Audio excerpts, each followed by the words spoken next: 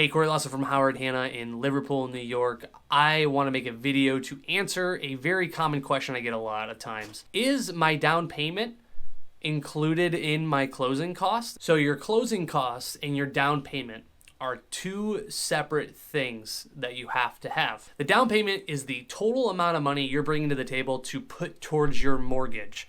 Now, obviously, the more money you put down, the lower your monthly mortgage will be. Now, if you hit a certain percent on the money that you put down, you can actually avoid having to pay things like PMI, which is kind of nice. There are a bunch of different types of loans that you can get, and each one requires a certain percent of money down. If you're going with a VA loan, that's actually 0%. You don't have to put any money down. But if you're doing an FHA loan, you have to put down at least 3.5%. If it's conventional, there are some banks that'll even do as low as 3%. I know a lot of times people will think, but I thought for a conventional loan, you need 20% down. In most cases, banks will get you for a minimum of 3 or 5% down. So that just means more money that you can have in your pocket. Right now, we're in a seller's market, and the more money that you put down will help you stand out above the rest of the offers.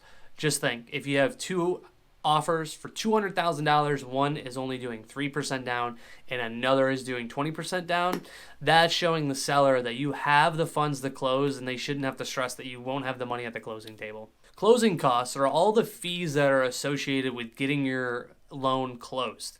Now, there's a whole bunch of things that go into closing costs, but these don't go towards your loan. Now, in New York, a big percentage of your closing costs are the prepaid taxes, but there's a lot more that goes into what your closing costs are. Besides your taxes, there's fees like your appraisal fee, the attorney fee. There are things like lender points. There are lender mortgage application fees. As a real estate agent, I have a really hard time giving you that pinpoint number that you need. I always recommend you partner with your lender to have them really help narrow down a window of what your closing costs are going to be.